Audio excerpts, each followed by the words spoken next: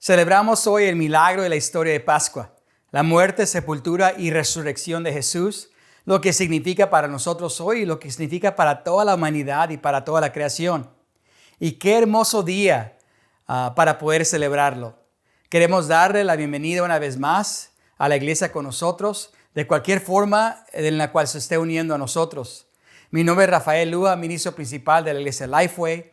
Y en nombre de mi familia, nuestro equipo ministerial y de toda la iglesia, queremos expresarle lo agradecidos que estamos de que haya elegido adorar a Dios en este día con nosotros.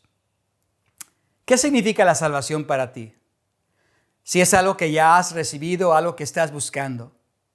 ¿Qué esperanzas se despiertan cuando piensas en la asombrosa oferta de vida y de amor que Dios nos brinda a todos? ¿Qué significa la resurrección para ti? No solo hoy, en este domingo de Pascua, sino todos los días. ¿Y cómo ha transformado la forma en que te ves a ti mismo, en que ves al mundo y a todos y todo lo que te rodea? Continuamos hoy día nuestra serie, La Historia de Dios. Y nos ha conmovido el significado de esto y lo que eso ha significado para nuestras vidas y nuestra comprensión de nuestra vida en Dios. Como mencionamos antes, una cita del Dr. Mark Love, uno de mis profesores.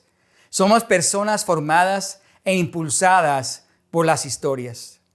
Las historias o cuentos, como algunos los llaman, son la forma en que los humanos le damos sentido al mundo, cómo nos situamos dentro de él, cómo le damos sentido a nuestra parte en él. La historia es fundamental para nosotros como humanos. Es esa historia que nos contamos a nosotros mismos lo que tiene profunda implicación en nuestra identidad. Dios nos está invitando a su historia mayor. De hecho, ya somos parte de ella. Otra forma de ver la salvación es nosotros retomando nuestra identidad en la gran historia de Dios. ¿Ves?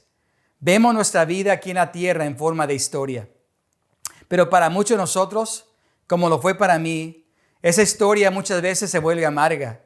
Nuestras expectativas son rotas y nuestras esperanzas se ven frustradas de muchas maneras. Por lo menos para muchos de nosotros renunciamos a esa necesidad innata dentro de nosotros de un significado mayor y de relaciones reales. Eso es lo que fue restaurado en mí. Después de que respondí con fe al llamado de Dios, estudié la Biblia, me convertí en un seguidor de Jesús y fui bautizado para el perdón de mis pecados. Yo en ese momento era un estudiante universitario de 20 años, un hijo de inmigrantes mexicanos, un inmigrante yo mismo, pero habiendo crecido aquí completamente envuelto en el sueño americano. Pero sin embargo, siempre supe que mi historia estaba destinada a mucho más. Era la historia de Dios, su historia más grande, llamándome. ¿Has escuchado ese llamado de la historia de Dios en tu vida, invitándote a una narrativa de significado profundo y eterno? Sabes que en ese momento yo recuerdo me reconcilié con Dios y fui redimido para el mayor propósito de Dios. Ahora ya sabía por qué vivía y para qué vivía. Todo lo que he hecho desde entonces ha sido el resultado lógico de esta nueva realización y un propósito en mi vida. Fue tan importante para mí que nunca volvería a ser el mismo y nunca podría volver atrás. Amén. Estoy seguro de que muchos de los que escuchan hoy en día pueden identificarse con esas palabras. Como mencioné, hemos estado aprendiendo juntos y nos hemos sentido inspirados juntos por la historia de Dios. Como he mencionado en esta narrativa de la Escritura, vemos el corazón y la actividad de Dios hacia su pueblo. Cada uno de los temas que hemos estudiado sirve como paradigma o un patrón de cómo Dios actúa y trata con su pueblo, no solo en esos tiempos, sino siempre. Y esos patrones nos revelan a Dios, nos revelan quién es Dios y cuál es su corazón. Esta es la razón por la que mencioné que estamos haciendo teología. Estamos determinando a partir de la narrativa bíblica nuestra visión de Dios, que luego afecta cómo nos vemos a nosotros mismos y también cómo vemos a los demás. Pero también somos llamados a ser teólogos practicantes. Teólogos practicantes. En otras palabras, a personas que disciernen lo que esas revelaciones sobre Dios significan para nuestros contextos y que nos transforman en corazón y en acción, que nos hacen personas diferentes, personas que ponen en práctica ese conocimiento de Dios.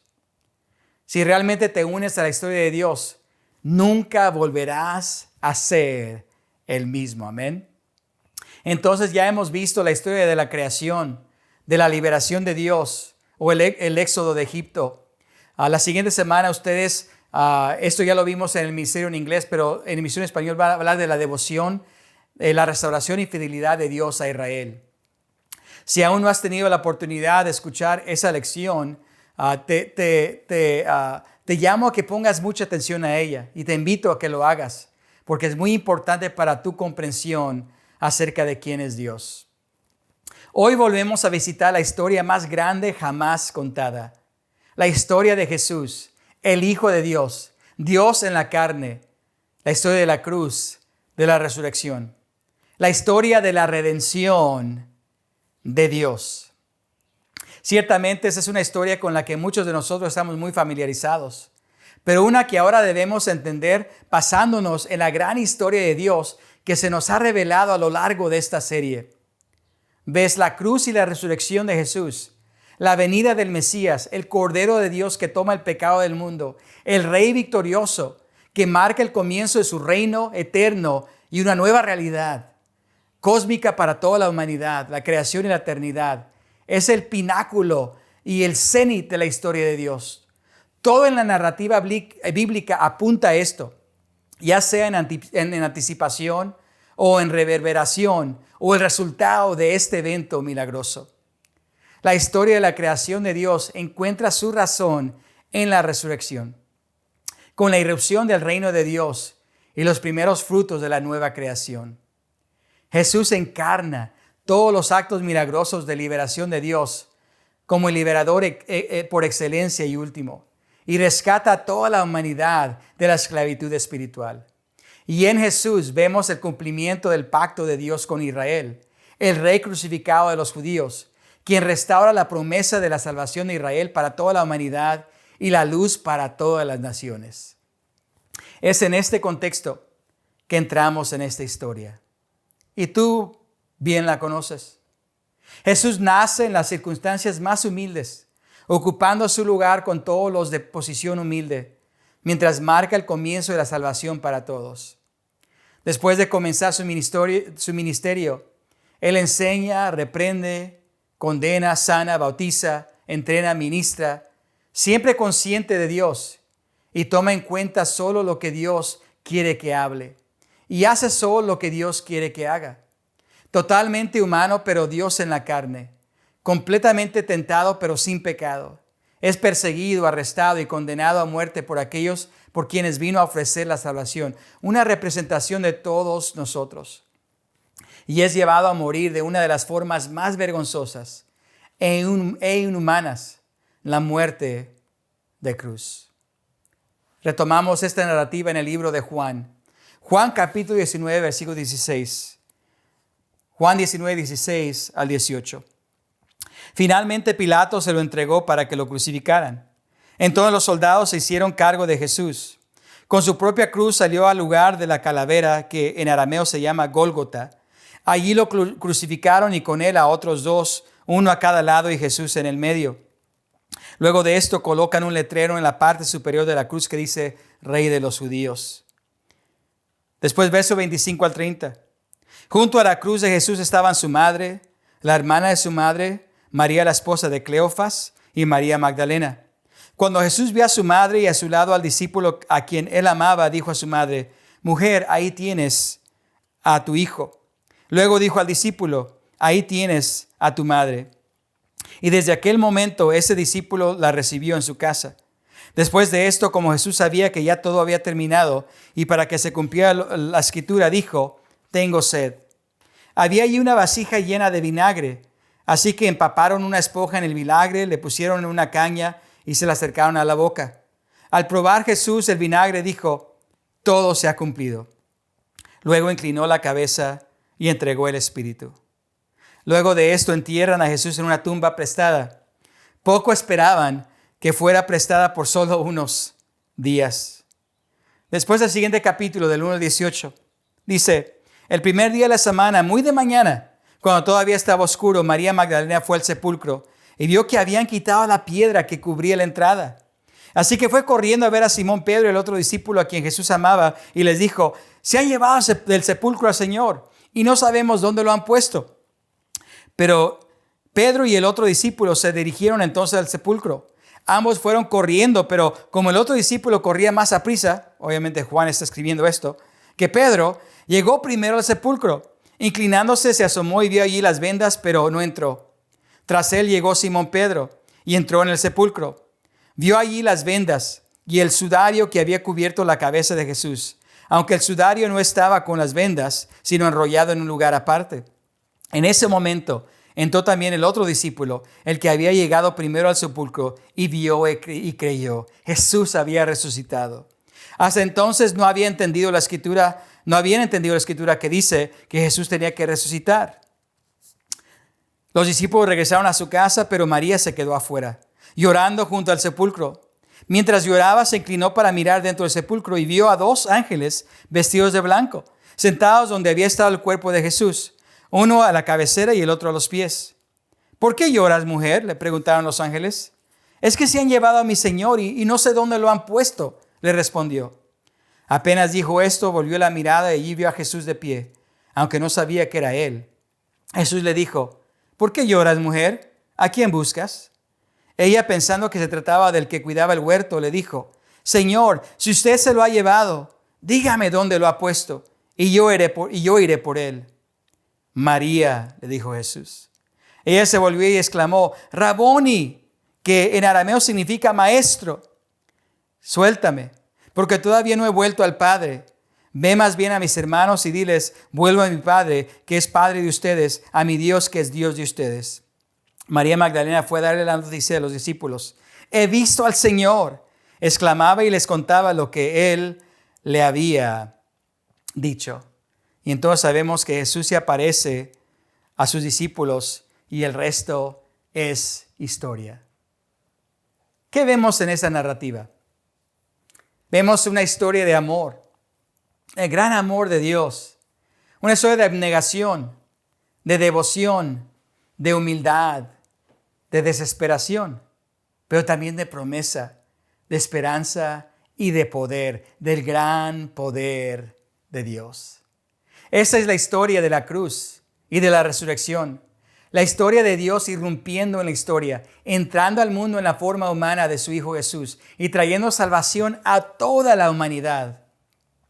Como llegamos a leer en el Nuevo Testamento, esta historia lo significa todo para los seguidores de Jesús, quienes a pesar de la persecución severa, continúan poniendo el mundo arriba abajo con esta historia de la resurrección.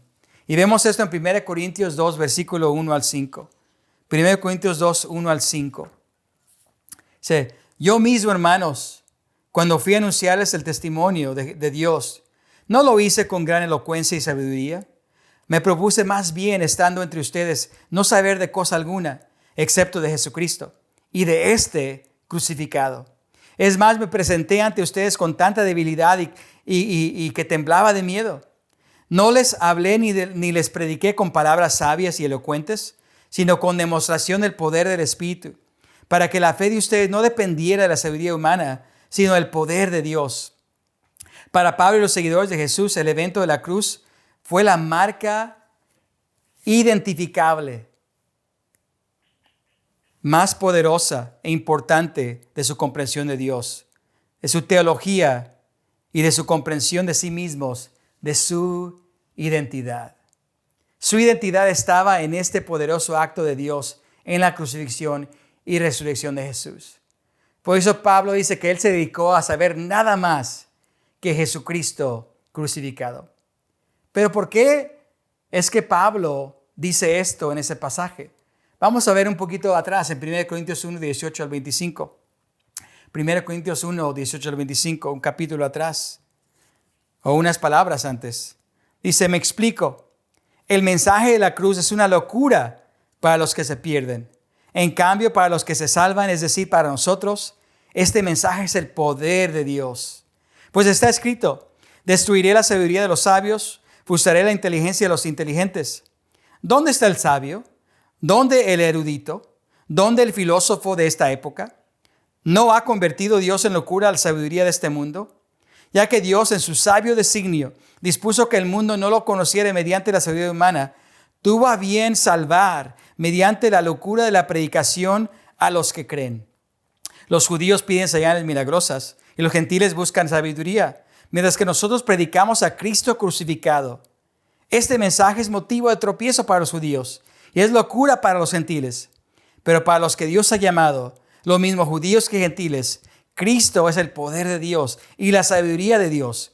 Pues la locura de Dios es más sabia que la sabiduría humana y la debilidad de Dios es más fuerte que la fuerza humana. ¿Sabes qué? En la perspectiva humana de ese día, tener a Cristo el Mesías crucificado era algo escandaloso. Y probablemente a nosotros nos resulta difícil identificarnos con esto, porque hemos escuchado esta historia muchas veces. Pero sabes, miles de personas murieron por crucifixión a mano de los romanos, incluyendo miles de judíos.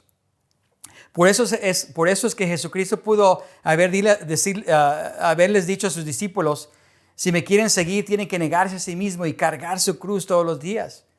Porque habían visto a personas, a criminales o enemigos del Estado, cargando su cruz en camino al lugar donde iban a ser crucificados. Esta fue una forma de muerte ignominiosa, impactante y vergonzosa. ¿Por qué fue en este caso diferente? Los historiadores judíos y los historiadores romanos señalan esta crucifixión de Jesús como el comienzo de este movimiento cristiano que iba a cambiar el mundo. ¿Sabes por qué? Porque incluso en su muerte, Jesús estaba abriendo las perspectivas equivocadas de la gente acerca de Dios, acerca del poder y acerca de la salvación. Y en su resurrección, Él puntuó esto. Fue un shock para el sistema del mundo, porque Dios está demostrando algo completamente diferente. La verdadera victoria no vendría por ninguno de los poderes o medios del mundo, sino por el poder del amor, por el poder del autosacrificio, la humildad y el negarse a sí mismo completamente, como lo hizo Jesús. ¿Ves? En Cristo, ¿quién hace realidad las promesas de todos los pactos? Él cumple todos los pactos. Es Cristo quien trae a toda la creación a la reconciliación con Dios. Es Cristo quien hace que la familia de Abraham sea innumerable y una bendición para la tierra al convertirse en la simiente justa en la que muchos son llamados al reino. En nosotros ahora puede ser la descendencia de Abraham más numerosa que las estrellas o que la arena del mar. Es Cristo quien hace del pueblo de Dios la posesión más preciada que Moisés les ordena que fueran a ofrecer expiación por sus pecados. Y es Cristo quien protege a Israel de todos sus enemigos, sentándose en el trono de David y destruyendo todo el poder del maligno por su reinado de justicia. Bueno, ¿qué significa todo esto para nosotros? Sabes que Jesús habla de ser levantado en varios momentos en la narración de Juan. Y vamos a ver en estas narraciones el significado para nosotros que hoy en día puede tener impacto y cómo la cruz y resurrección pueden tener impacto en nuestras vidas. Vamos a leer uno de ellos, el primero, en Juan capítulo 3 del 11 al 19. Juan capítulo 3 del 11 al 19. Vamos a leer.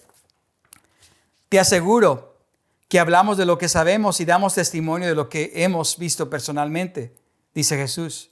Pero ustedes no aceptan nuestro testimonio. Si les he hablado de las cosas terrenales y no creen, entonces ¿cómo van a creer si les hablo de las celestiales? Nadie ha subido jamás al cielo, sino el que descendió del cielo, el Hijo del Hombre. Como levantó Moisés la serpiente en el desierto, así también tiene que ser levantado el Hijo del Hombre, para que todo el que crea en él tenga vida eterna. Porque tanto amó Dios al mundo, que dio a su Hijo unigénito para que todo el que crea en él no se pierda, sino que tenga vida eterna.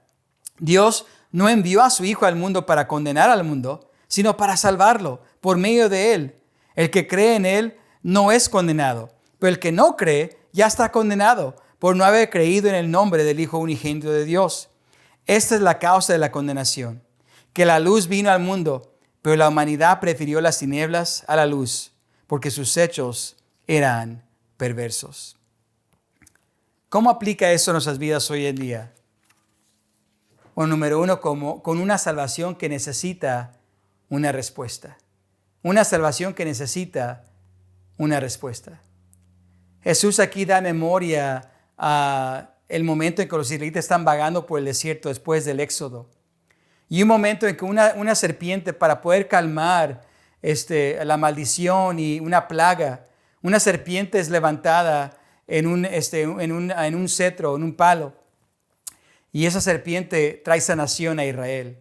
Hoy en día ese es el signo universal de la medicina.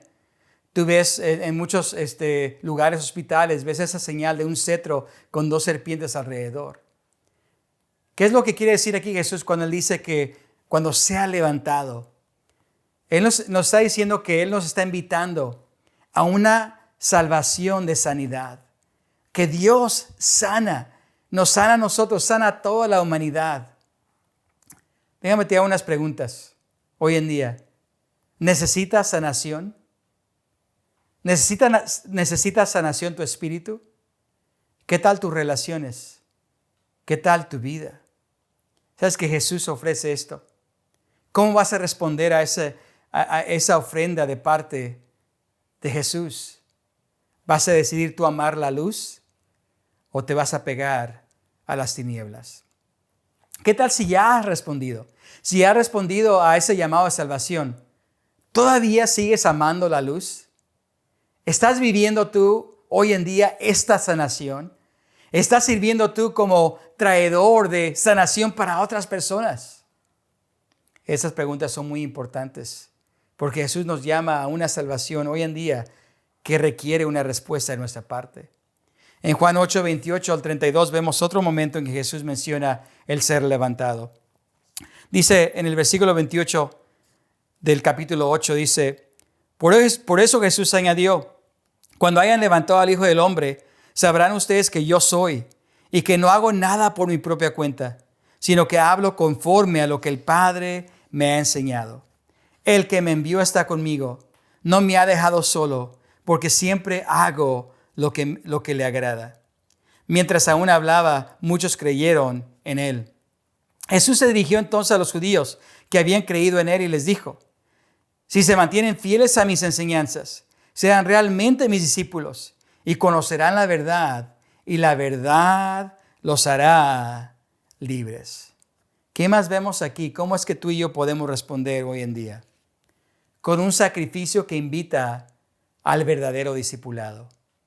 Un sacrificio que nos lleva a un verdadero discipulado.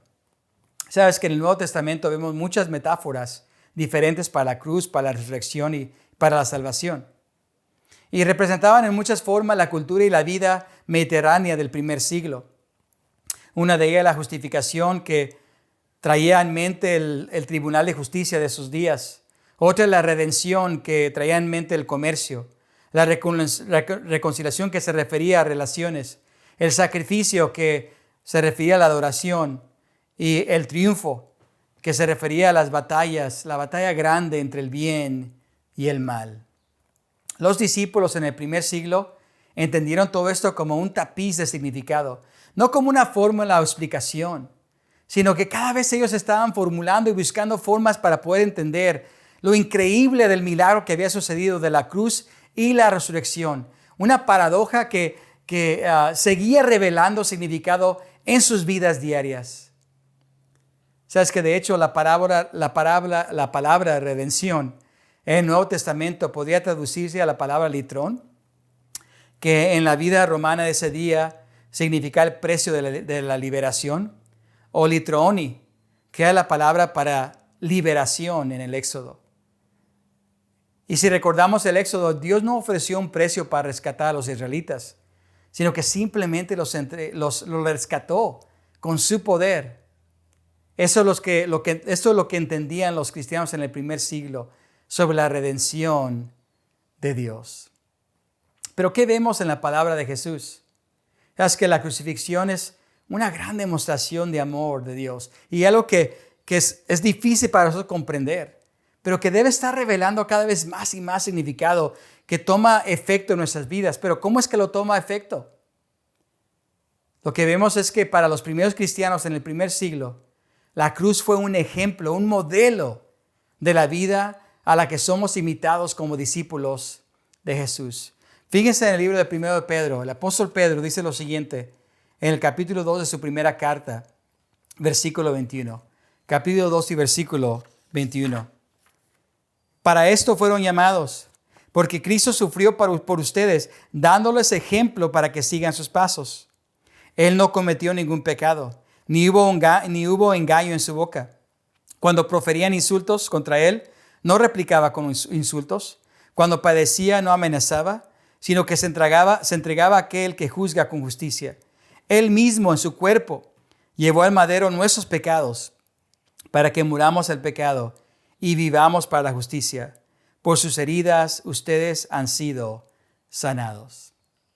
Y aquí trae a memoria el pasaje en Isaías que habla acerca de el siervo sufridor que da referencia a Israel, pero que ahora toma cuerpo en Cristo Jesús. El llamado al discipulado. Estás tú viendo en Jesús, en ese ejemplo de la cruz, el ejemplo para vivir tu vida. Porque no estamos hablando solamente del hecho de que Jesús murió o el hecho de que Jesús fue resucitado. Pero aún con más significado para nosotros es cómo es que Él murió. De qué forma es que Él enfrentó esa muerte tan horrible y tan vergonzosa. Y que ese ejemplo es para nosotros ejemplo de cómo lidiar con personas, cómo lidiar con relaciones, cómo lidiar con situaciones difíciles, cómo negarnos a nosotros mismos, cómo poner a otros enfrente de nosotros. Que eso será un ejemplo para nuestro discipulado, la cruz que debe estar siempre enfrente de nosotros. Y finalmente en Juan capítulo 12 y versículo 23 al 33. Juan 12, el 23 al 33, vemos el otro ejemplo donde Jesús habla de ser levantado. Ha llegado la hora de que el Hijo del Hombre sea glorificado, les contestó Jesús. Ciertamente les aseguro que si el grano de trigo no cae en tierra y muere, se queda solo. Pero si muere, produce mucho fruto. El que se apega a su vida la pierde. En cambio, el que aborrece su vida en este mundo la conserva para la vida eterna. Quien quiera servirme, debe seguirme. Y donde yo esté, ahí también estará mi siervo. A quien me sirva, mi Padre lo honrará. Ahora, todo mi ser está angustiado. ¿Y acaso voy a decir, Padre, sálvame de esta hora difícil? Si precisamente para afrontarla he venido. Padre, glorifica tu nombre. Se oyó entonces desde el cielo una voz que decía, ya lo he glorificado y volveré a glorificarlo. La multitud que estaba allí y que oyó la voz decía que había sido un trueno. Otros decían que un ángel le había hablado. Esa voz no vino por mí, sino por ustedes, dijo Jesús. El juicio de este mundo ha llegado ya y el príncipe de este mundo va a ser expulsado. Pero yo, cuando sea levantado de la tierra, atraeré a todos a mí mismo. Con esto daba Jesús a entender de qué manera iba a morir. ¿En qué otra forma debe esto dar efecto en nuestras vidas hoy en día? En una luz para toda la humanidad. Dice aquí Jesús que cuando Él sea levantado, todo el mundo va a ser atraído a Él. En Jesús vemos cumplida la promesa de Abraham, la semilla de salvación para toda la humanidad.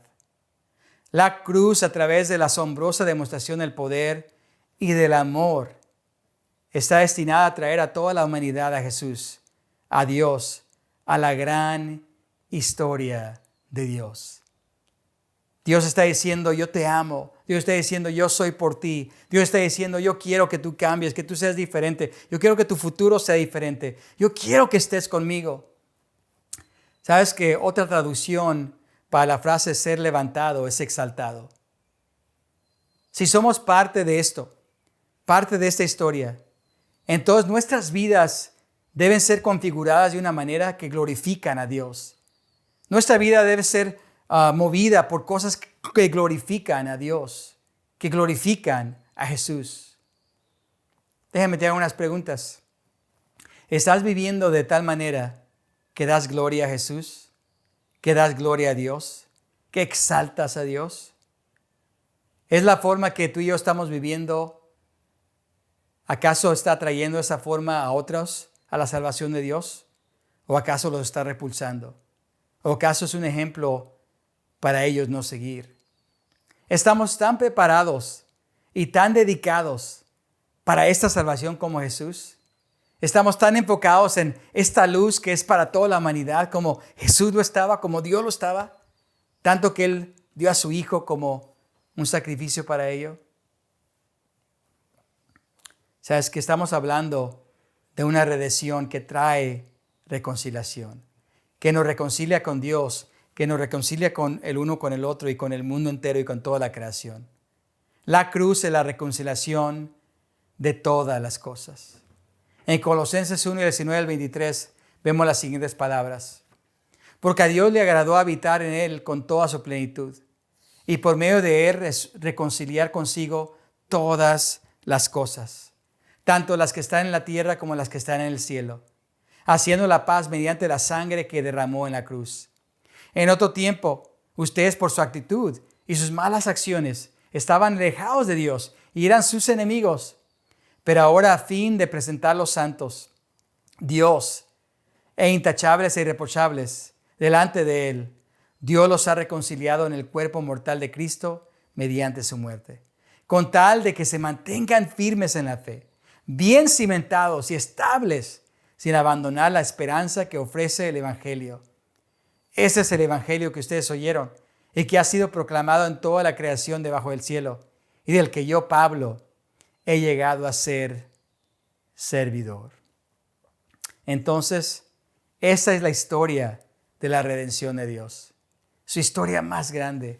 Una historia a la que todos estamos invitados. Y te tengo unas preguntas. ¿Tomarás tú tu lugar en esta historia redentora de amor, de transformación de Dios? ¿Determinará tu visión de Dios, tu visión de tú mismo y cómo ves a los demás? ¿Escribirás tus propios capítulos? Lo escribiremos juntos, dedicados como el pueblo de Dios, que traerán el poder reconciliador de Dios para restaurar el mundo entero. Espero que la respuesta a todo esto sea absolutamente sí. Que tengas una feliz Pascua y que Dios los bendiga mucho. Amén.